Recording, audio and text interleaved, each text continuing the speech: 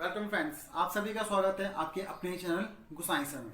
तो पहले तो जिन्होंने सब्सक्राइब नहीं करा चैनल को प्लीज सब्सक्राइब करें, क्योंकि यहाँ आपको पढ़ाई नहीं आती बल्कि समझाई जाती है। और बच्चों, अगर आप समझ गए तो आप आगे बढ़ गए, और इस कॉम्पिटिटिव वर्ल्ड में आगे बढ़ते रहना बहुत जरूरी है, वरना आप पीछे छूट जाओगे।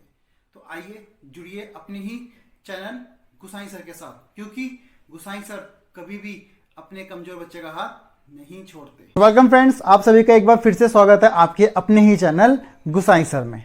तो जिन्होंने सब्सक्राइब नहीं करा है वो प्लीज सब्सक्राइब करें, ठीक है।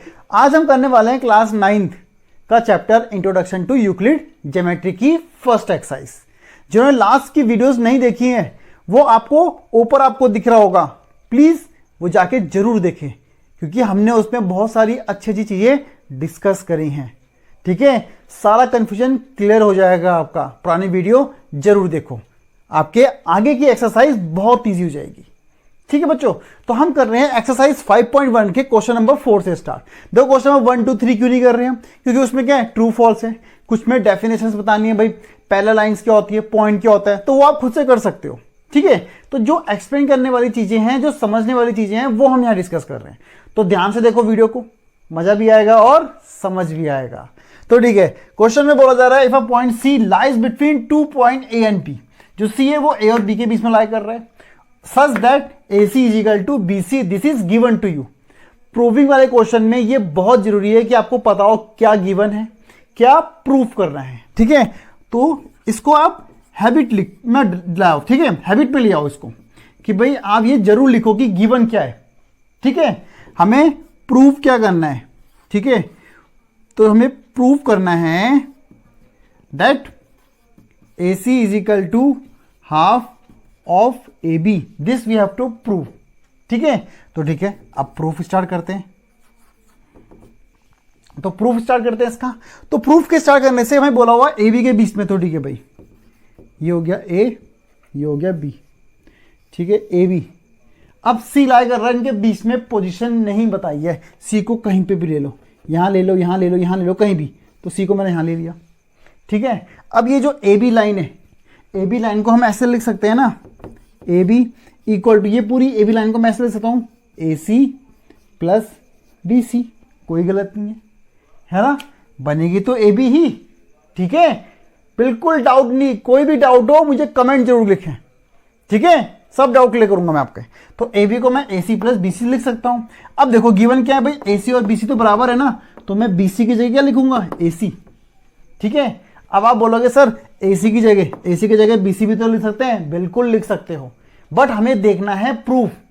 प्रूफ वाले क्वेश्चन में हमें ये देखते हुए चलना है प्रूफ क्या करना है। देखो मैं प्रूफ क्या करना है भाई, ए सी हाफ है ए बी का, तो इसलिए हम ए सी में कन्वर्ट करेंगे, ठीक है। इसलिए हम BC को चेंज करेंगे AC में, क्लियर है।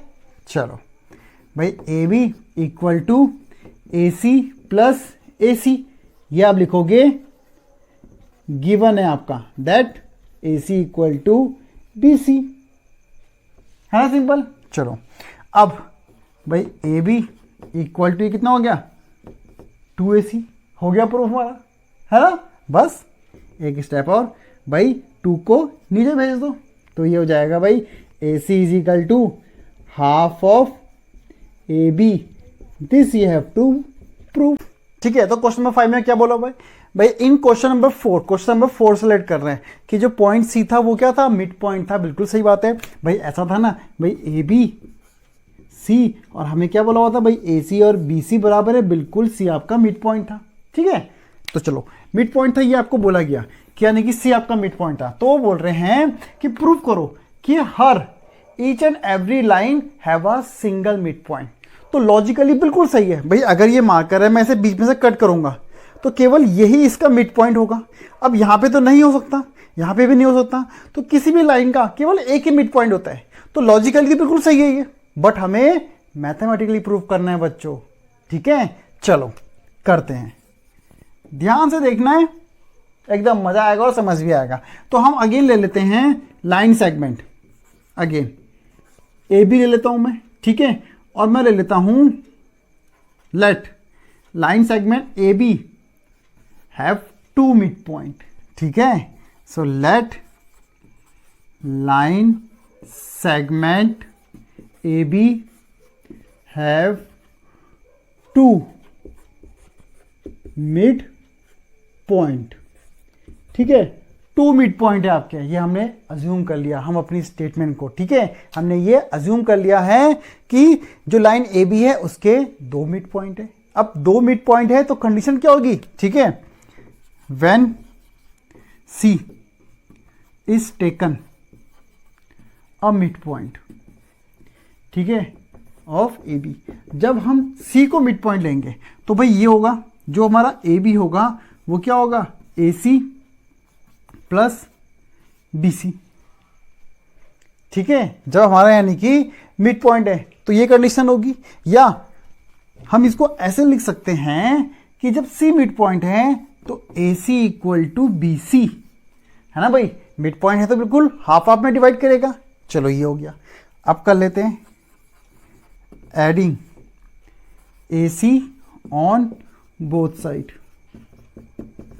ए सी ऐड कर लो बोथ साइड, ये इक्वल है ना, तो यूक्लिड का axiom adding equal on equal then the result will be equal. Equal में इक्वल ऐड करेंगे तो इक्वल ही रहता है रिजल्ट, ठीक है। जैसे एग्जांपल देख लो भाई, कोई डाउट हो भाई, 2 = 2 है, इसमें मैं +1 कर लेता हूं तो इक्वल में इक्वल ऐड कर लिया तो कितना आया, इक्वल, ठीक है। तो बिल्कुल कंसेप्ट ध्यान रखते हुए चलना है। तो मैं क्या कर रहा हूं, ए सी ऐड कर लूंगा, तो ये हो गया A C plus A C is equal to B C plus A C, ठीक है। तो ए सी तो हो गया 2AC, ठीक है, और B C plus A C, B C, ठीक है भाई, बी सी प्लस ए सी क्या है, ए बी है आपका, ठीक है। तो ये हो जाएगा आपका ए बी, यहां पे हम लिख लेंगे जो हमारा ए बी है वो क्या है, A C plus B C, A C plus B C, clear है। जो हमने ये लिख दिया, ठीक है। तो ये हो गया आपकी पहली इक्वेशन, ठीक है। सिमिलरली जब मैं डी को मानूंगा मिड पॉइंट, जब मैं डी को मिड पॉइंट मानूंगा, ठीक है, तो सिमिलरली हम ऐसे ही सेम मेथड से हमारा क्या आ जाएगा, 2AD is equal to AB, क्योंकि डी मिड पॉइंट है। सिमिलरली आपकी ये कंडीशन भी आ जाएगी, इसको लिखने की जरूरत नहीं है, आप सीधा ऐसे ही करोगे सिमिलरली करके, ठीक है। चलो, तो ठीक, स्पेस की कमी है, इसे रब कर लेते हैं, ठीक है, ये हो गया आपका। तो इसको हम लेते हैं इक्वेशन 2। अब देखो भाई, ये जो ए बी की वैल्यू क्या है, 2AC है, और यहाँ पे ए बी की वैल्यू क्या है, 2AD है। भाई दोनों क्या है, ए बी की वैल्यू है, तो हम इक्वेट कर सकते हैं ना, है ना। तो यानी कि भाई जब ये दोनों ही ए बी की वैल्यू है तो ये दोनों क्या होंगे भाई, बराबर होंगी, क्योंकि एक ही की वैल्यू है। तो भाई सो इक्वेटिंग, ठीक है, तो ठीक है, तो ये हो जाएगा इक्वेटिंग, ठीक है। तो ये हो गया आपका, तो हम इसको डायरेक्ट लिख सकते हैं, ये हो जाएगा आपका 2AC इक्वल टू 2AD, ठीक है। होप सो कोई डाउट नहीं हो, क्योंकि दोनों ही क्या है, ए बी की वैल्यू है। तो 2 से 2 कैंसिल, तो ये क्या आ गया भाई, AC is equal to AD, यानी कि AC और AD ये बराबर है। यानी कि अगर मैं बोलूं कि AC की जो लेंथ है वो 2 है, तो AD की भी 2 ही होगी, यानी कि, है ना। और ये कब पॉसिबल होगा, ये तभी पॉसिबल होगा when C and D coincide with each other. Clear है ये चीज, ठीक है। तो अगर AC AD आपके इक्वल हैं, hence it is only possible when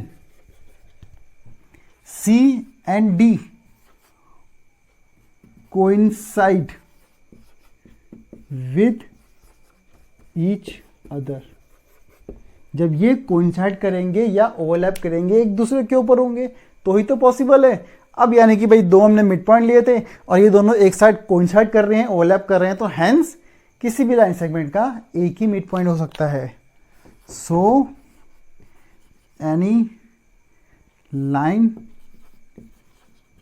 have a single mid point only.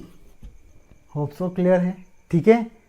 पसंद आ रहा है, समझ आ रहा है तो एक लाइक जरूर बनता है, ठीक है। और आप कमेंट जरूर करें मुझे। देखो इन फिगर आपको गिवन है। If AC is equal to BD then proof AB is equal to CD। तो मैंने आपको क्या बोला है, ये हैबिट में ले आओ कि गिवन क्या है हमें, तो गिवन है हमें AC is equal to BD, ठीक है। प्रूफ क्या करना है हम, ठीक है, प्रूफ क्या करना है हमें, प्रूफ हमें करना है कि भाई AB और CD को, ठीक है। तो अब हम करेंगे प्रूफ स्टार्ट, ठीक है। तो ध्यान से देखना है, देखने में क्वेश्चन थोड़ा सा कॉम्प्लिकेटेड है, ठीक है, कि भाई AC और BD गिवन है, हमें AB और CD प्रूफ करना है, ठीक है। देखने में लग रहा है बहुत इजी है, ठीक है, एक बार देखो, यकीन मानो बहुत इजी है, ठीक है। चलो, तो हमें गिवन है तो हम ले लेते हैं भाई AC equal to BD, reason जरूर लिखना है, ये है गिवन, ठीक है। तो भाई AC यहां से यहां तक हुआ ना AC, और BD हुआ यहां से यहां तक, ठीक है, ये इक्वल है। अब अगेन देखो, ठीक है, यूक्लिड का कंसेप्ट, अगर दो चीज इक्वल है, इक्वल से हम इक्वल ही सब्ट्रैक्ट कर दे, -1 कर दूं मैं, तो जो प्रोडक्ट, जो आपका रिजल्ट आता है वो भी इक्वल ही होता है। क्या आएगा, 2। यही कंसेप्ट लगाना है, ठीक है। तो मैं इसमें से सब्ट्रैक्ट कर दूंगा, subtract BC from both side, तो बोथ साइड हम सब्ट्रैक्ट कर देंगे BC, ठीक है। तो देखो AC minus BC, BD minus BC। अब देखो, यानी AC में से अगर मैं BC माइनस कर दूं, इतना हटा दूं, तो क्या बचेगा, AB। ध्यान से देखना है, AC में से BC माइनस करोगे तो AB बचेगा, तो AB बच गया। वैसी BD है, तो BD यहां से यहां तक है BD, इसमें से भी क्या है, BC माइनस कर रहे, तो क्या बचा, CD। आ गया आंसर, है ना, बहुत ही इजी सा है, ठीक है। जो लास्ट क्वेश्चन है आपका, यानी कि क्वेश्चन नंबर 7 है, आपको बोला हुआ है कि, ठीक है, आपको क्वेश्चन नंबर 7 में आपको बोला हुआ है कि वाई जो आपके एक्सॉम 5 है वो यूनिवर्सल ट्रूथ क्यों है। तो अब आपको पता होना चाहिए भाई एक्सॉम 5 क्या है, ठीक है।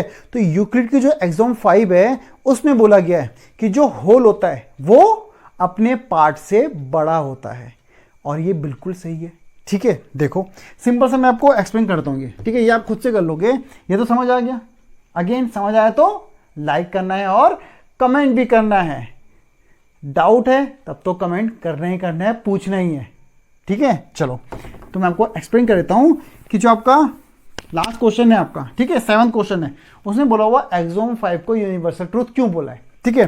तो फटाफट से देख लो यूनिवर्सल ट्रूथ क्यों बोला है। तो जो एक्सॉम 5 है आपकी, एक्सॉम 5 है आपकी, वो बोलती है कि जो होल होता है इज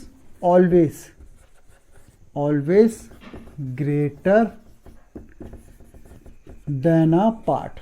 भाई जाहिर सी बात है, ये हमें पता है भाई, जो होल होगा वो पार्ट से बड़े होगा। भाई पिज़्ज़ा सब खाते हैं ना ठीक है, पिज़्ज़ा सब खाते हो तो ऐसा होता है ना, ठीक है, सिंपल सा ऐसे तो पीस होते हैं उसके। तो भाई एक पीस निकाला और खा गए, एक पीस दूसरे को दे दिया, कोई दिक्कत भी नहीं आती भाई, सब एक एक पीस ले लो, और कोई झंझट ही नहीं, लड़ाई झगड़े का ही नहीं, कोई दिक्कत कि भाई इसको ज़्यादा मिल गया इसको कम मिल गया, अपना अपना पीस उठाओ और खा जाओ, ठीक है। तो यानी कि वो जो एक पार्ट है, वो जो एक पार्ट है वो पूरे होल से क्या होगा, छोटा होगा। आया समझ, जो पूरा एक पार्ट होगा आपके पिज़्ज़ा का वो पूरे होल से छोटा होगा, ठीक है। अब यही चीज़ कंसेप्ट लगाना है आपको बिल्कुल। भाई हम क्लासरूम में, तो हम क्लासरूम से छोटे हुए ना, ठीक है।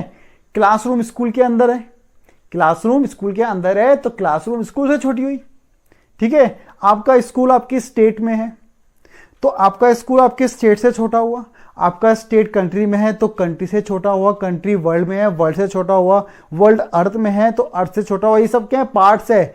तो हर पार्ट्स आपके होल से बड़ा है, यानी आप होल से छोटा है, यानी कि होल्स हमेशा अपने पार्ट से बड़ा ही होता है। क्लियर है ये चीज, ठीक है। तो एग्जाम 5 में यही बोला है कि होल हमेशा बड़ा होगा अपने पार्ट से, और ये यूनिवर्सल ट्रूथ है।